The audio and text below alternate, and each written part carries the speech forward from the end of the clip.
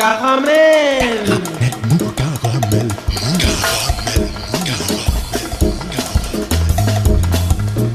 Caramel. Mou. Caramel. Caramel. Mou.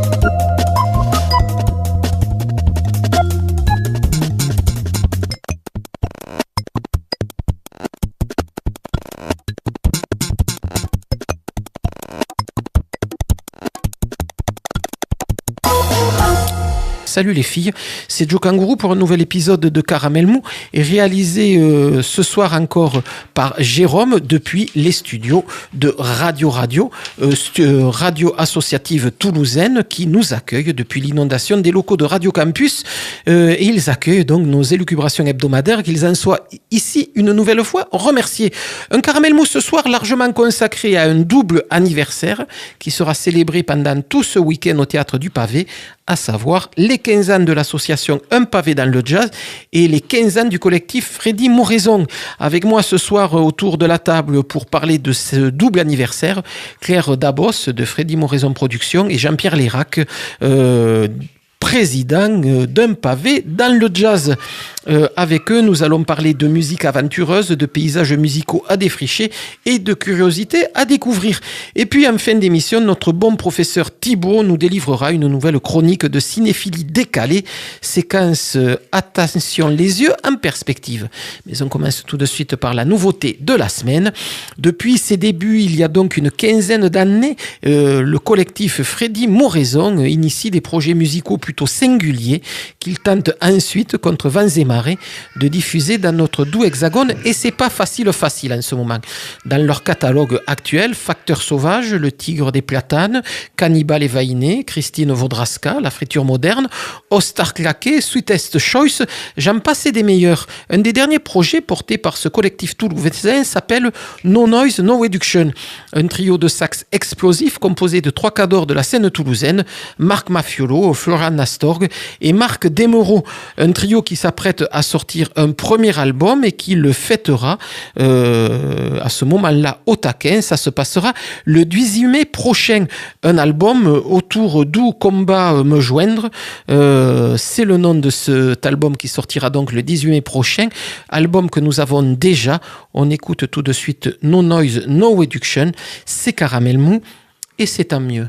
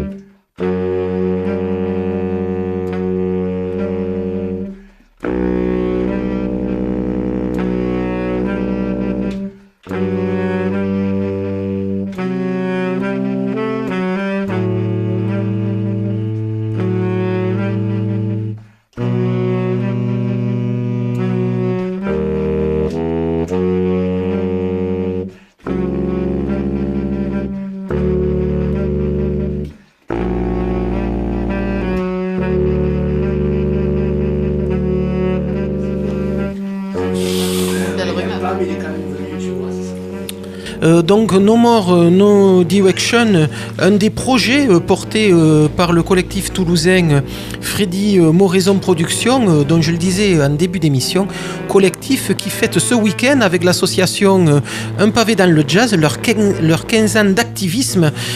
Pour en parler ce soir avec moi, Claire Dabos, bonsoir. Bonsoir. Et Jean-Pierre Lérac. Bonsoir. Bonsoir, qui ce soir ne vient pas chroniquer de la musique, mais vient nous parler de la programmation qu'il a montée il y a une petite quinzaine d'années. Est-ce que vous pouvez, avant que l'on attaque les choses un peu sérieuses, donner un peu la fiche signalétique de vos différentes associations et collectifs? On va commencer par Claire Dabos. Freddy Moraison, c'est quoi? C'est qui? Monté donc il y a 15 ans par Sophie Bernard, qui depuis a quitté ces côtés-ci de la Garonne pour aller s'exiler dans un premier temps en Éthiopie. Et puis maintenant, elle est un peu partout et ailleurs. Deux, trois choses pour nous préciser quelle est l'histoire de ce collectif. Alors vraiment, Freddy Moraison, c'est une association qui s'est montée pour accompagner un groupe de musiciens et à l'époque de conteurs, puisqu'au départ, l'histoire de Freddy Moraison était axée à la fois sur la musique et sur le conte. On a travaillé pendant plusieurs années avec plusieurs conteurs assez fameux et repérés dans le réseau du conte. Mais surtout, évidemment, c'est ancré autour de la figure de Marc Demro et toute une famille de musiciens toulousains qu'on a retrouvés au départ dans la friture moderne dont tu parlais tout à l'heure. Donc on retrouve Marc Demro, Fabien Duscons, Pierrot Pépin, Mathieu Sorisseau, Sébastien Sirotto. Et voilà, c'est des musiciens qui jouent ensemble sur Toulouse depuis, pour certains, plus de 20 ans et qui ont eu envie de se structurer pour mutualiser des choses, faire avancer un petit peu le projet de manière plus constructive et plus efficace. Et effectivement, tu parlais de Sophie Bernard qui est arrivée à ce moment-là et qui a pris toutes ses énergies et qui les a réunies dans cette association. Voilà. Peut-être une question subsidiaire, c'est qui Freddy Moraison? Freddy Moraison, le grand mystère. Parfois, depuis 15 ans, on n'a toujours pas répondu à ce mystère-là. Gardez le secret. Là. Gardons le secret, on a encore des appels entrants au bureau. Bonjour, je voudrais parler à Monsieur Moraison. Ah, il n'est pas là, je suis désolée. Voilà, c'est un homme mystère et ça vient d'un rêve de Marc Demro. Ah oui, d'accord. Donc voilà, donc ça c'est pour parler du collectif Freddy Moraison, 15 ans d'activisme ce mois-ci. Autre figure marquante du paysage toulousain musical, l'association Un pavé dans le jazz qui depuis 15 ans programme au Théâtre du Pavé des concerts de musique que l'on va définir dans un petit moment. L'affiche signalétique de l'association Un pavé dans le jazz, Jean-Pierre Lérac. À la même époque, moi je connaissais les musiciens parce que je m'occupais déjà du Festival de Luce, donc ces musiciens, Marc Demro, tout ça, on avait commencé à travailler avec eux. Et en fait, je connaissais pas Freddy Moraison, mais en même temps, on montait une même aventure nous. Et voilà, c'est parti d'un constat. J'étais sur la Bigorre à ce moment-là, parce que j'avais monté ce festival de lutte. Je revenais sur Toulouse. Et on fait le constat qu'il manquait quelque chose. Pour moi, par rapport au jazz, que j'avais envie d'écouter. Donc, c'est dit, voilà, c'est l'occasion de combler ce vide. Et puis voilà, il y a eu l'occasion avec Francis Azema qui a pris la direction du Théâtre du Pavé. Et puis l'aventure est partie, une association qui s'est montée sur le coup, le public est venu de suite, voilà, ça a démarré, voilà, c'est une aventure. Voilà, donc on va écouter comme ça, avant de continuer la discussion, une petite archive qui date d'il y a 15 ans. Nous étions en mai 2002 et dans Caramel Mou, je recevais un programmateur qui se lançait dans la programmation de jazz à Toulouse. Jean-Pierre Lérac, bonsoir. Bonsoir. C'est parce que vous avez trouvé que l'offre de jazz à Toulouse était pauvre que vous vous êtes mis dans l'idée de faire une nouvelle programmation? C'est une des raisons. C'est vrai que j'avais l'envie aussi de faire quelque chose sur Toulouse, premièrement parce que j'aime cette ville, puis j'aime le jazz. Et c'est vrai que j'habite depuis 3 ans, même si j'ai jamais vraiment quitté Toulouse, puisque j'ai toujours continué à aller voir des concerts à Toulouse, j'étais pas très loin. Et donc c'est vrai que le constat est qu'il y a quand même, du moins pour le jazz que je défends à Luce avec mes collègues de l'association, c'est vrai qu'il y a quand même, je trouvais qu'il y avait quand même un certain vide malheureusement. Alors c'est vrai que moi je vais pas dire que là on va arriver puis on va combler tous les vides avec notre association, ça y est on est les sauveurs, je crois que c'est pas ça, je crois qu'il faut respecter le travail qui se fait, tu as cité beaucoup de gens qui font du travail intéressant.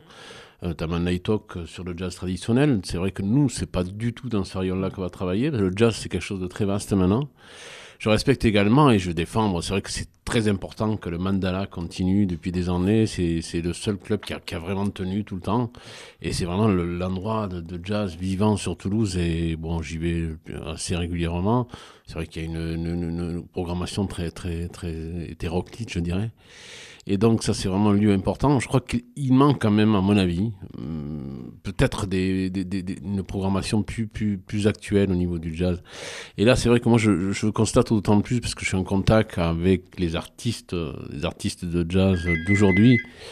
Et ces artistes qui viennent à Luz, donc, me disent la plupart qu'ils n'ont jamais l'occasion de venir à jouer à Toulouse. Ça, c'est quand même assez étonnant. C'est quand même des gens qui sont... Le jazz actuel, c'est quelque chose qui existe vraiment, qui est très fort. Il y a un public très jeune, un public qui... Et je crois que petit à petit, on le voit à Marciac, beaucoup de festivals se mettent à venir vers ce jazz, parce que c'est vrai que bon, les divas du jazz, bon, à un moment donné, il n'y en aura plus. Hein. Donc je crois qu'il faudra à un moment donné s'intéresser au jazz contemporain. Donc ça, c'est quelque chose de très fort. On a la chance en France d'avoir justement dans ce jazz actuel d'énormes musiciens. Et voilà, donc à Toulouse, on est un peu privé. Je crois qu'il y avait un travail qui se faisait de Gilles Presnitzer qui paraît... Oui, à la Salle-Nougaro. Qui était intéressant et qui laissait augurer des belles années, quoi. Bon, alors c'est vrai que là, après, je ne vais pas rentrer dans ces polémiques. C'est vrai que bon, on a un peu coupé oui, les ailes à Gilles. Gilles. Donc voilà. Donc il avait son style à lui, et puis c'est vrai que c'était intéressant de pouvoir aller applaudir des gens comme Watson, etc. Je ne sais pas si on aura l'occasion maintenant. Donc voilà. Donc le constat, il était assez clair. Il y a de super musiciens aussi à Toulouse, ça je crois qu'il faut le dire. Il y a, et dans le jazz traditionnel comme dans le jazz contemporain, peut-être les gens le savent peut-être un peu moins. Bon, ça c'est aussi grâce au travail de Musical, je crois, de Philippe Mess. Mais bon, je crois que nous, notre programmation, elle va dans ce sens, c'est-à-dire faire venir un peu ce jazz qui est un peu absent sur Toulouse, mais aussi travailler avec les musiciens de Toulouse. Voilà, donc c'était il y a 15 ans, Jean-Pierre Lérac, votre première intervention dans Caramel Mou. C'est marrant parce que tout était dit déjà, voilà, je ne sais pas si je peux ajouter des choses. Je me posais la question en réécoutant l'interview. C'est assez étonnant. Et effectivement, on peut se poser la question, ce que vous annonciez il y a 15 ans, c'est toujours la ligne directrice de la programmation d'un pavé ? La ligne directrice reste la même, sauf que les musiciens ont changé. C'est un peu ça. C'est vrai qu'à l'époque, je défendais des musiciens qui ne jouaient pas à Toulouse. C'était des Sclavis, des Ducré, etc. Et c'était vrai. Et c'est vrai que Ducré et Sclavis, maintenant, ils sont passés dans autre chose, et que nous, on a continué à s'intéresser à ce qui arrivait après. Et donc, on est resté, voilà, bon, ils sont devenus des stars, et nous, on est resté à continuer à chercher ce qui se passait actuellement. Mais c'est marrant de voir qu'à l'époque, il y avait un manque. Hein. C'était des gens comme Sclavis qui jouaient pas à Toulouse. C'est assez étonnant d'entendre ça. Je suis ravi que vous ayez repassé ça. Ce qui est étonnant entre ce que vous dites il y a une quinzaine d'années et puis l'arrivée de Freddy Moraison à peu près au même moment, c'est que finalement, vous êtes tenus ensemble et vous avez une action plutôt très complémentaire. Tout à fait, je pense que l'action de Freddy Moraison et celle du pavé, effectivement, on marche main dans la main, parce que nous, on défend d'un côté de la lorgnette, vraiment du côté des artistes, pour les aider à travailler dans de bonnes conditions, à pouvoir monter des projets dans de bonnes conditions professionnelles, et main dans la main avec le pavé, qui, lui, s'attache à diffuser ses artistes dans de bonnes conditions aussi, ce qui est de plus en plus difficile et de plus en plus rare pour nous. Donc ça, c'est quelque chose d'important à souligner. Et après, vous êtes à peu près sur les mêmes esthétiques en termes de jazz, de musique improvisée. C'est ce qui nous a ramenés, nous a rapprochés forcément au bout d'un moment. Même si on ne faisait pas le même travail, on défendait la même musique. C'est pour ça qu'à un moment donné, nous, de toute façon, on était amenés, comme on suivait un petit peu ce qui se faisait sur Toulouse, on était amenés à travailler avec Freddy Moraison, parce qu'on faisait souvent des doubles plateaux. On a toujours fait des doubles plateaux avec des musiciens qui venaient soit des musiciens nationaux, des musiciens parisiens, soit des musiciens de l'étranger. Et c'était l'intérêt justement de jumeler avec des musiciens régionaux. Donc on s'est toujours tenu au courant de ce qui se faisait de mieux et de ce qui se créait sur Toulouse. Et c'est évident qu'on était chaque fois avec Freddy Moraison, puisqu'ils étaient exactement sur les mêmes... ils recherchaient les mêmes choses que nous, quoi, sur les mêmes musiques, quoi. Non, c'est vrai que je le disais tout à l'heure, Freddie Morrison s'est fait connaître il y a une quinzaine d'années quand elle est arrivée, quand ce collectif est arrivé sur Toulouse, avec deux groupes. Il y avait le Tigre des Platanes, donc de Marc Desmereaux, avec Fabienne Duscoms à la batterie, Mathieu Sourisseau à la basse acoustique et Pierrot Pépin à la trompette. Et puis un gros collectif, La Friture Moderne. On va écouter d'abord un morceau de La Friture et on va revenir un peu sur ce collectif de musiciens assez emblématique pour la scène toulousaine, mais aussi pour les productions de Freddie Morrison. The Creator Has a Master Plan. C'est une reprise d'un morceau de Pharoah Sanders, immense saxophoniste américain des années 70, et ils reprennent mot à mot les paroles exactes de la chanson de Pharoah Sanders, et c'est absolument délicieux. La Friture Moderne 2010, The Creator Has a Master Plan.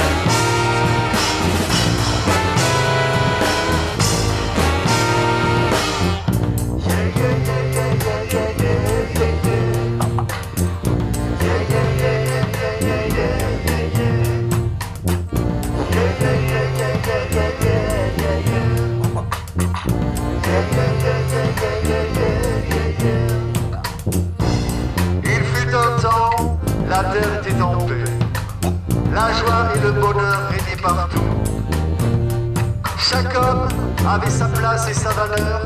Dans mon cœur, je me languis de ce temps béni et je pleure. Il est un lieu où l'amour règne à tout jamais, où les arcs-en-ciel sont les ombres du divin.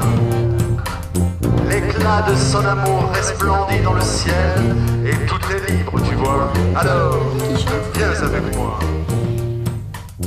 Effectivement, ça c'est une question. Je sais pas qui c'est qui chante. Je crois que sur scène c'était souvent. C'est Walter. Voilà, c'était Walter qui le faisait au mégaphone. Oui, et voilà, je pense ouais. que c'est lui qui le chante aussi qui le raconte sur le morceau. Donc, The Creator Has a Master Plan, reprise d'un vieux morceau de Pharoah Sanders, donc par La Friture Moderne. Claire Dabos, La Friture, ouais, une expression du collectif Freddie Morrison. Ah ben c'est vraiment la première marche, c'est vraiment la première étape où au départ même tout était centré sur ce projet. C'est ça qui a réuni cette première famille. Et déjà cet album et ce titre-là, c'est déjà C'était déjà bien après une bonne dizaine d'années d'aventure où ils ont fait des choses complètement incroyables. Ils ont travaillé avec un scénographe, un plasticien. Ils ont travaillé à la Cité de l'Espace. Ils ont fait un projet sur les étoiles avec des dessins projetés sur le dôme du planétarium. Ils ont travaillé avec des nageuses aquatiques. Ils ont travaillé avec Christophe Bergon qui a fait des scénographies au Théâtre Garonne sur des films, sur plusieurs films. Enfin voilà, ils ont fait vraiment toute une série de choses où ils étaient dans des postures vraiment très différentes, autant musicalement que scénographiquement, que même dans des postures aussi, autant de musiciens que d'acteurs. Voilà, c'était une aventure assez particulière pour eux.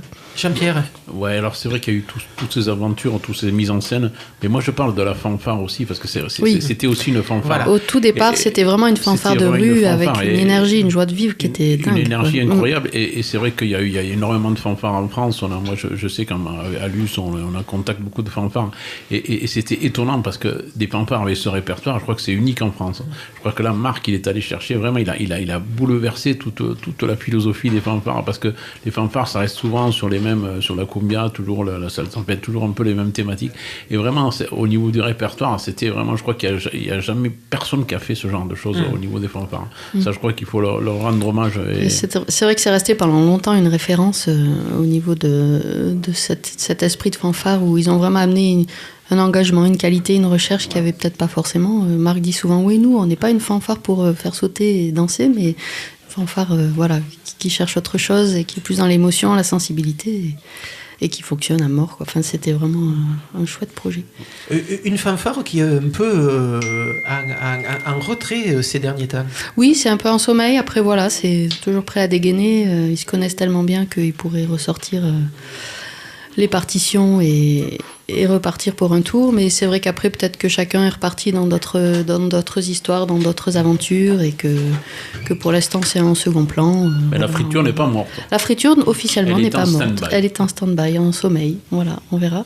Il y a tellement de choses qui sont nées de ce projet-là, et tellement d'autres personnes qui sont arrivées dans le collectif que voilà, c'est vraiment encore très bouillonnant, donc on peut pas donner de la place à tout, mais voilà, il y a des personnages comme Sébastien Sirotto, Robin Finker, Christine Vodrachka qui sont arrivés, qui ont aussi tiré le collectif peut-être vers des choses plus de musique improvisée ou des choses un peu différentes.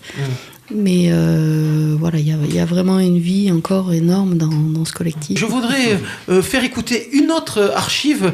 Là, nous sommes le 4 mai 2005. Jean-Pierre Lérac vient nous parler d'un concert d'un pavé dans le jazz qui va avoir lieu le lendemain. Et vous allez voir que il a des grandes oreilles, Jean-Pierre Lérac. On écoute ça tout de suite.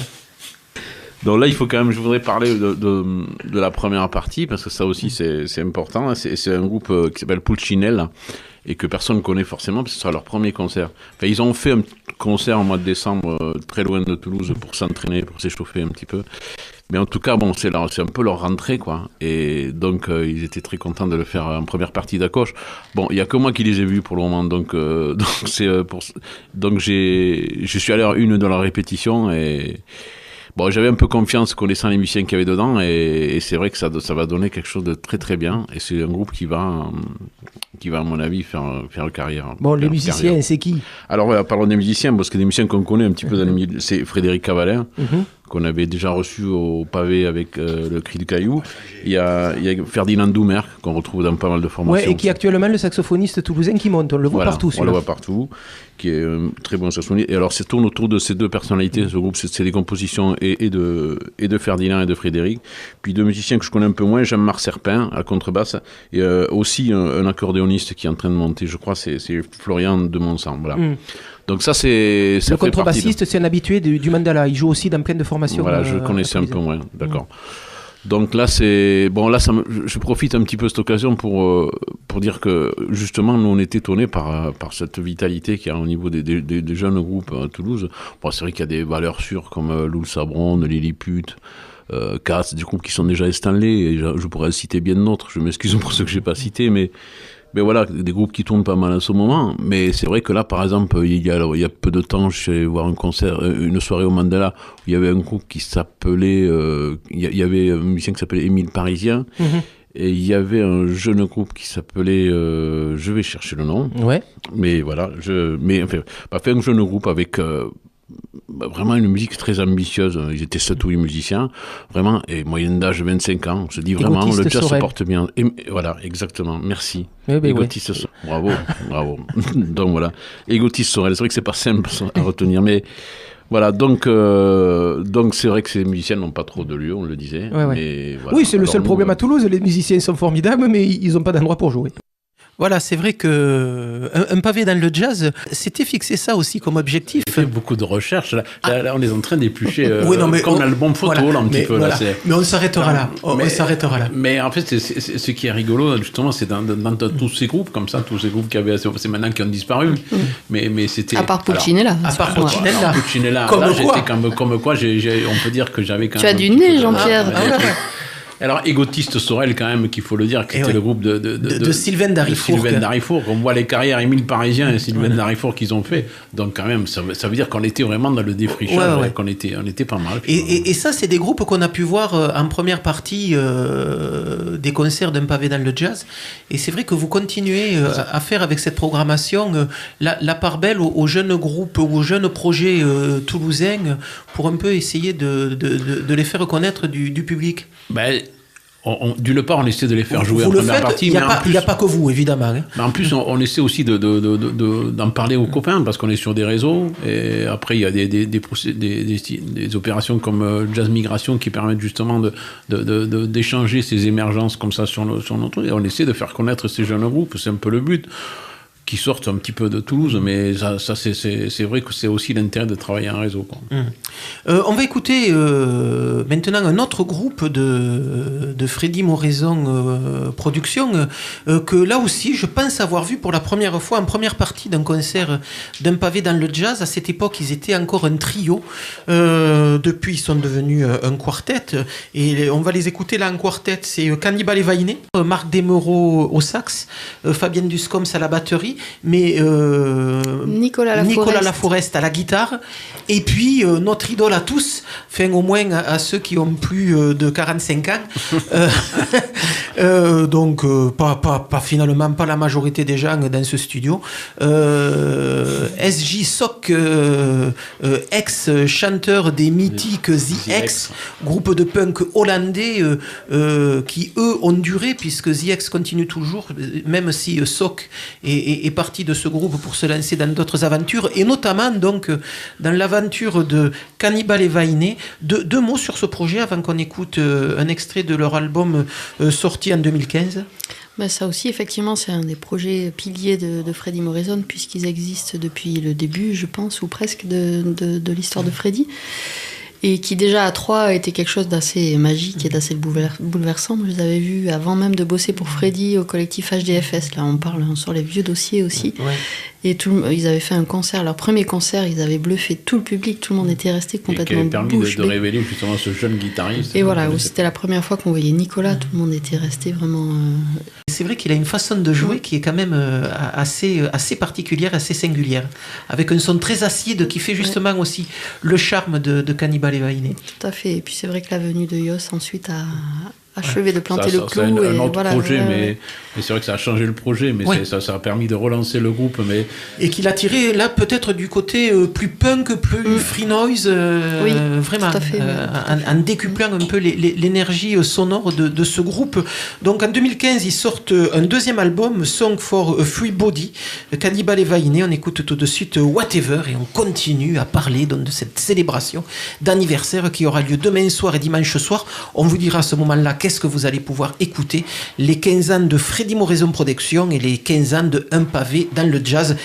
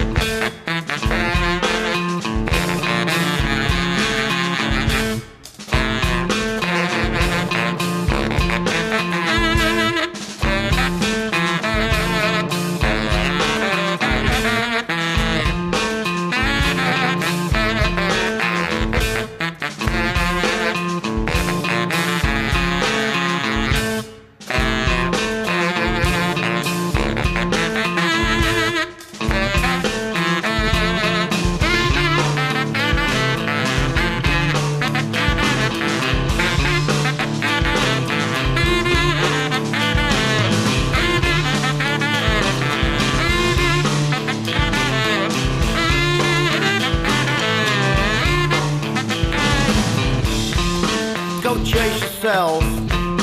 Go fly a kite. Go climb a tree. Go take a hike. Go jump in the lake. Go fuck a duck. Or whatever. Not sure if there's a heaven, unlike what the men once said. For hell is all around me, not just inside my head. Look at all the stupid people, their finger on the trigger, and sharing all that lead. What can I say? Go figure. Go fry an egg. Go piss up a road. Or whatever. Imagine there's no heaven. It's so easy if you try, but no hell below us. Well, that must be a lie. Then sure, after dreaming, the alarm is quite outspoken. Reality rang 1,000 bells and smashed the door wide open. Now it stares me in the face. Still I hope I will die laughing. I say you must be joking. I know you'll stop at nothing. Go chase yourself. Go fly a kite. Go climb a tree. Go take a hike. Go jump in the lake. Go fuck a duck. Or whatever.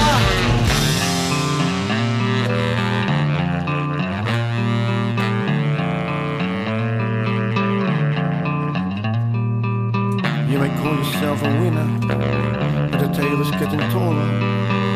You bet your life, you put your ass, your big... Voilà, Cannibal Evainé, un des projets un peu anciens de Freddy Moraison Productions, dont je vous le rappelle, on parle d'eux ce soir parce qu'ils fêtent ce mois-ci leur 15e anniversaire. Il y aura plein d'autres événements qui vont jalonner un peu ces 15 ans. Tout au long de l'année.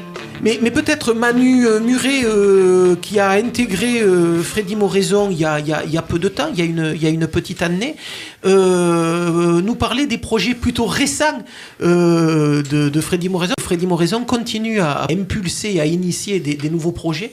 Vous êtes arrivé avec un disque qui n'est pas du tout pressé, qui va bientôt sortir, un nouveau projet avec des musiciens que l'on connaît un peu. Vous en dites deux mots ? Je voulais parler de Fish from Hell, c'est un des tout derniers projets de Freddy Moraison, où on retrouve Marc Desmeraud, encore une fois.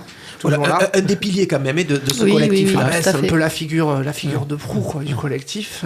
Et là, au saxophone, à la scie musicale aussi. Fabien Duscombe à la batterie, encore des noms que vous connaissez bien, quoi, des fidèles de ce collectif. Et un nouveau venu de Dijon, Sébastien Bakias, à la contrebasse, qui est un vrai tueur.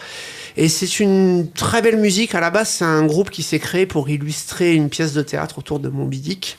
Donc une musique plutôt narrative et illustrative. Maintenant, quand on prend 3 musiciens pareils, aussi barrés, notamment dans l'improvisation, évidemment, fallait qu'ils sortent un peu, fallait que ça sorte du cadre. Donc le groupe s'est émancipé et la musique elle-même s'émancipe de ce rôle narratif pour nous amener un petit peu partout. C'est très beau, c'est du jazz noise contemporain, enfin encore une musique transversale entre les genres, et c'est ma foi très beau. On en écoute tout de suite un extrait ? Ouais, carrément. Ouais. C'est autour de Moby Dick, le titre qu'on va écouter s'appelle Les Obsessions d'Akab.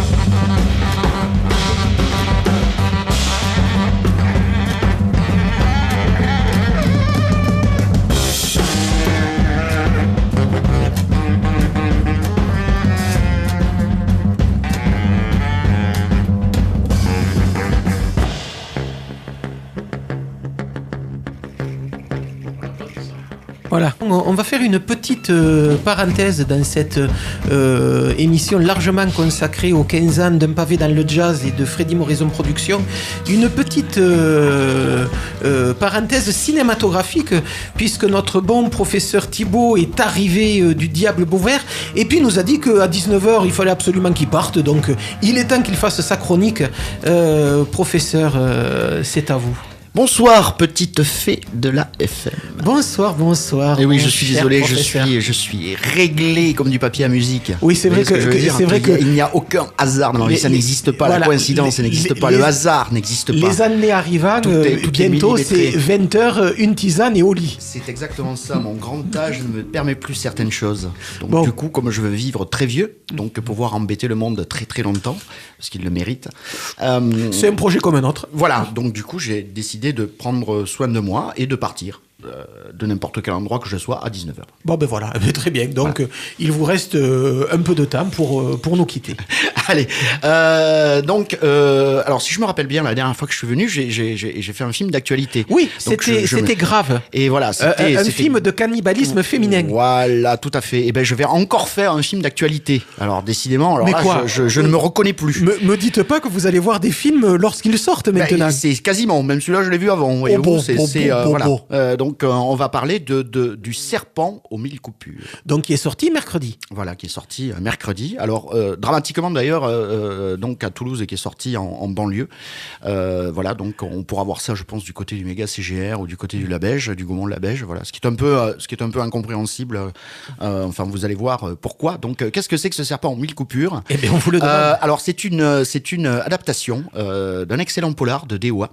Voilà, je ne sais pas si vous connaissez l'auteur, un auteur de la série noire, voilà, que je recommande très très fortement, qui est un bouquin qui a été écrit en 2001. Donc vous voyez que l'adaptation vient un petit peu tard. Vient de Voilà. l'Ouest.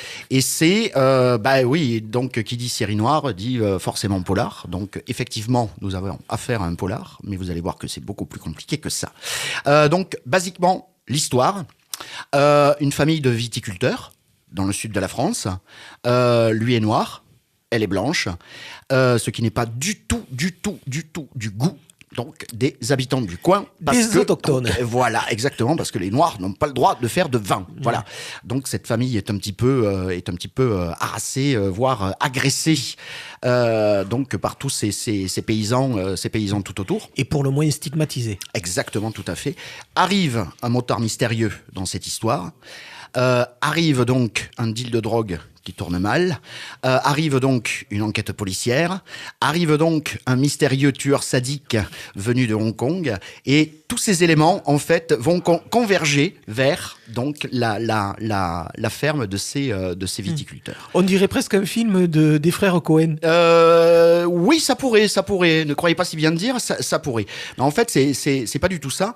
Donc le réalisateur qui est Éric Valette, voilà, qui avait commencé en je sais plus quelle année d'ailleurs, avec un excellent film d'horreur qui s'appelait Maléfique, qui a connu une expérience aux États-Unis en remakant le One Meat Skull de Takashi Miike, qui est parti au Canada aussi faire un petit B bien emballé qui s'appelait Super Hybride, qui est revenu en France donc pour un polar, là aussi un polar engagé comme on les aime, qui s'appelait Une affaire d'État, voilà, qui avait été un petit pavé dans la mare à l'époque, et qui a réalisé aussi en 2011 La Proie, voilà, mais qui est un réalisateur aussi qui fait beaucoup de télévision, donc, et qui reste alors il est très à l'aise dans le sketch, il est très à l'aise dans la série télé, il s'était occupé de la saison 2 de Braco, etc. Enfin bon, bref, c'est quelqu'un d'un petit peu atypique, et moi j'aime beaucoup ça en fait, des choses que vous pouvez pas saisir comme ça, voilà. Donc ce garçon est un petit peu comme ça, fonctionne au coup de cœur, et ça c'est quelque chose qui est ultra plaisant, d'autant plus que là on se retrouve avec un film d'une rare densité, et quelque part c'est un film qui est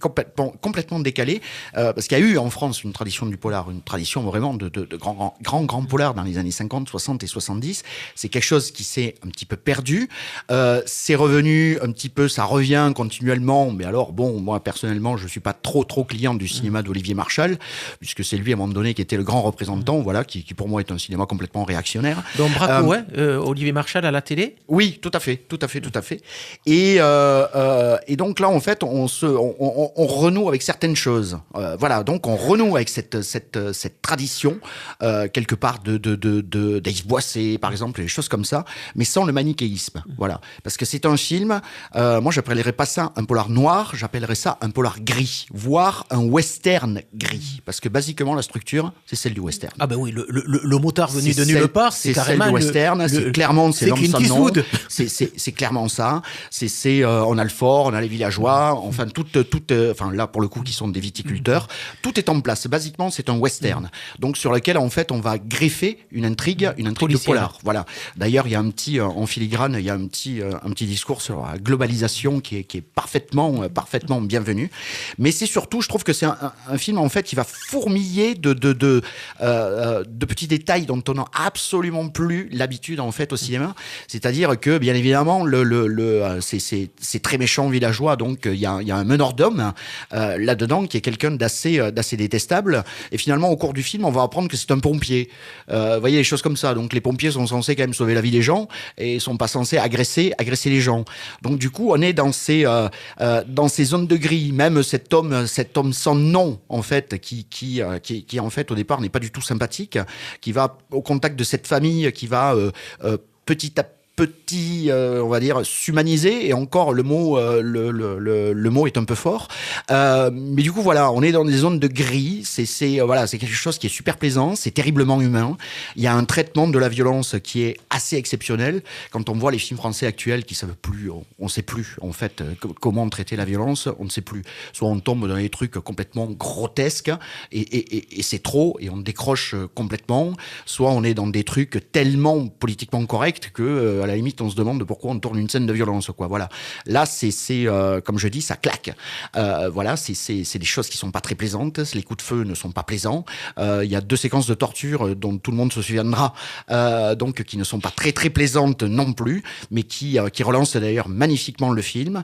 Et la grande révélation du film, donc, c'est ce fameux tueur, donc en provenance de Hong Kong, donc qui est joué par Terence Yin, un acteur hongkongais qui est complètement incroyable dans le film, qui est d'une froideur redoutable, mais qui reste pourtant totalement fascinant tout au long du trajet. Enfin, je veux dire, il parcourt le film d'une manière absolument splendide. Et donc, l'homme sans nom, en fait, qui est quelque part son double. Donc, bien évidemment, il va y avoir une rencontre entre les deux. Il y a un final absolument apocalyptique, donc, qui se situe dans la cour de la ferme, une des meilleures fusillades que je n'ai jamais vues. Voilà, la photo est absolument magnifique. Certains plans sont dignes de tableaux naturalistes, d'ailleurs. Donc, il faut voir cette chose absolument là. Maintenant, il faut y aller. Et donc aller s'expatrier du côté de la Belge ou mais du oui, côté alors c'est de dommage. Blagnac pour aller voir ça. Et voilà. Dans des et donc, alors justement là, voilà, mais ça c'est super dommage parce que vous savez que ces cinémas un peu périphériques là au centre-ville, en fait, enfin sortir un film tel que celui-là, en fait, dans ces zones-là, en fait, c'est absolument inutile. C'est même presque Ils vont suicidaire. tenir une semaine et après c'est fini. Bah oui, c'est quasiment ça. Ça tient de la sortie technique, alors qu'il faudrait sortir ça, voyez, au centre-ville, quoi. Enfin, ça, c'est la cam de l'American Cosmograph ou de l'ABC. Et le laisser s'installer. Et le laisser, et voilà, et le laisser s'installer, quoi. Voilà. Et si ça marche, en fait, ça va créer une émulation. Et puis, il y aura plein d'autres films comme ça, parce que c'est du vrai genre, en fait, c'est traité, et ça c'est magnifique quand on prend pas le genre de haut. Vous savez, c'est ce que j'ai dit la dernière fois sur Grave, c'est voilà, qui n'est pas un mauvais film, mais c'est quelqu'un qui prend un peu le genre un peu de haut, c'est un exercice de style. Là c'est un vrai film, ça s'appelle du cinéma, avec une mise en scène, une photographie, des acteurs, etc. Des mouvements de caméra. Exactement, je toujours considéré le cinéma comme un millefeuille, vous voyez, c'est des trucs qui s'empilent, etc. Et puis vous croquez dedans, et puis c'est bon. Et voilà. Et celui-là il est bon. Voilà, et vous mangez pas juste la cerise, sur le gâteau. Le gâteau. Voilà, où vous mangez pas juste la crème d'un côté, là vous mangez tout et tout, c'est absolument délicieux, c'est très court. Croyez-moi, c'est vraiment très très très très bon. J'avais pas vu un polar aussi bon depuis Le Convoyeur de Nicolas Boukrieff. Bon, ben alors comme vous dites, ça fait un petit moment. Et ça fait un petit moment, donc voilà. Bon, donc, très bien. Vous irez. J'irai sûrement. Mais moi je veux bien venir avec vous. Eh bien, allons-y ensemble. Ça fera la 3e fois. Voilà, j'allais dire, vous le reverrez, vous m'expliquerez les parties que je ne comprends pas. Exactement. Vous rappelez rappeler simplement le titre, allez. Voilà, c'est Le Serpent aux 1000 coupures d'Éric Valette. Ouais. Et c'est sorti au cinéma. Et le tombeau véritable du vrai Napoléon, je t'y conduirai. Napoléon mon cul, ça m'intéresse pas du tout ce t'enfler avec ce chapeau à la con. Mais qu'est-ce qui t'intéresse alors? Caramel.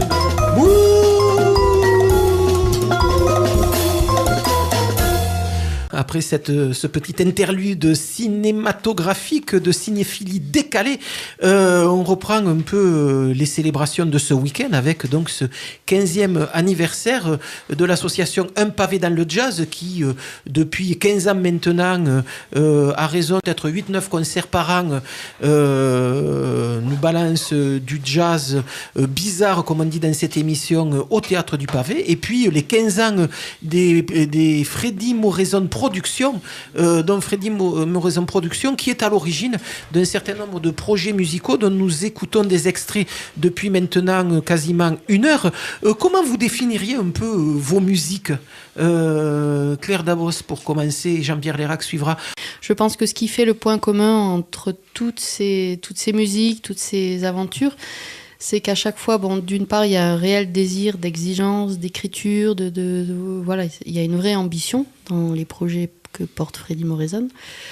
Et ce qui fait peut-être le point commun entre toutes ces choses, c'est qu'il y a une vraie façon de retoucher une référence. On a vu le Tigre des Platanes qui a travaillé la musique éthiopienne. On voit aujourd'hui Ostar Claquet qui travaille la musique de Pharoah Sanders. On voit Bedmakers qui travaille la musique, la folk anglo-saxonne. On voit Sweetest Choice qui travaille de la musique baroque.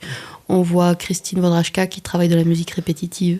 Enfin voilà, c'est à chaque fois des directions, des lignes, des choses très transversales et très différentes, mais en même temps, ils se retrouvent tous sur cette chose-là, de se réapproprier ce qui fait pour tous un peu une espèce de moment clé de leur histoire intime de la musique, de leur façon intime à chacun de ces musiciens de vivre, d'avoir vécu l'histoire de la musique et qu'est-ce qu'ils en ont pris, qu'est-ce qu'ils en ont garder, qu'est-ce qui fait pour eux, voilà, que c'est des choses qu'il faut qu'ils cultiver aujourd'hui, reproduire, retranscrire, redonner à lire et à entendre.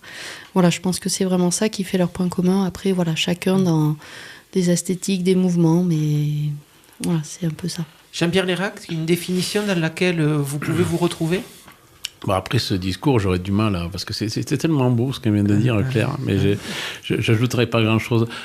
Claire Dabos, on continue dans l'exploration des divers projets soutenus, initiés par les productions Freddy Moraison. Facteur Sauvage, c'est un projet dont l'album est sorti il y a à peu près 2-3 mois, à peine. Vieux projet qui s'est arrêté dans un premier temps, réactivé l'année dernière. Alors, c'est un projet un peu polymorphe dans le sens où c'est vraiment un projet au départ porté par Mathieu Sourisseau qui a vraiment, dans le sillage des projets qu'il a pu faire avec Étienne Choissier, entre la basse acoustique et la voix, voulu relancer ce travail autour de la voix.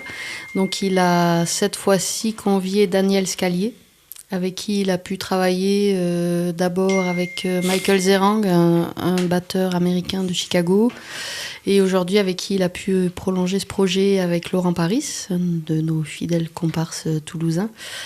Et voilà, et là il monte ce trio où on est vraiment là sur un format plus de chansons rock avec une belle énergie, une belle facture. Et puis Daniel a vraiment une façon de poser sa voix et une présence sur scène qui est vraiment magnifique. Donc ça fait vraiment un projet qui est dans un style que Freddy n'avait pas forcément exploré jusqu'à présent. Voilà, vraiment on est dans du rock, quoi. On est du rock and roll, à la fois chanté soit en anglais soit en français.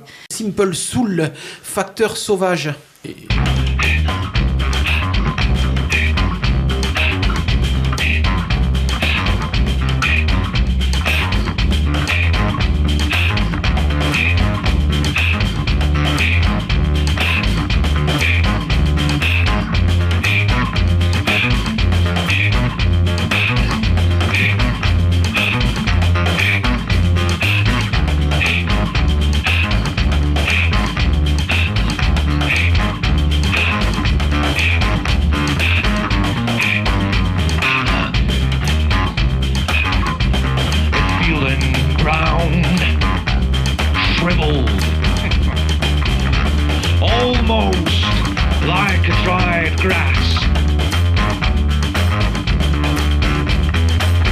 Standing in a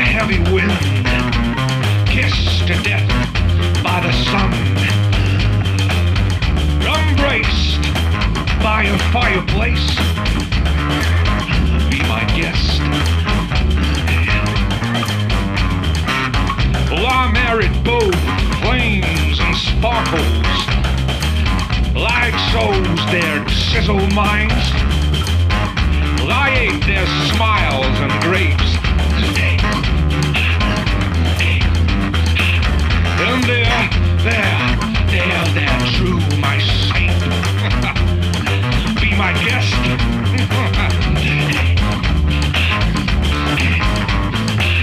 Just be my guest.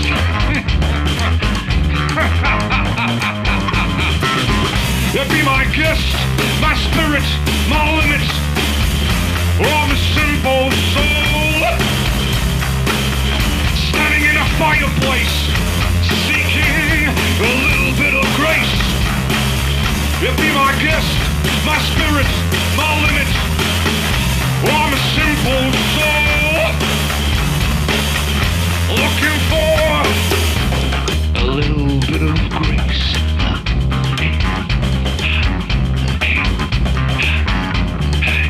Never mind how deep they're cut.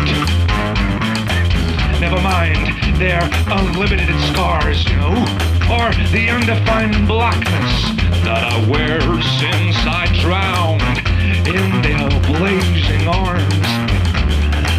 Well, be my guest. No. Be my guest. Yeah, be my guest, my spirit, my limits. Oh, I'm a simple soul, standing in a fireplace, seeking a little bit of grace. Yeah, be my guest, my spirit, my limits.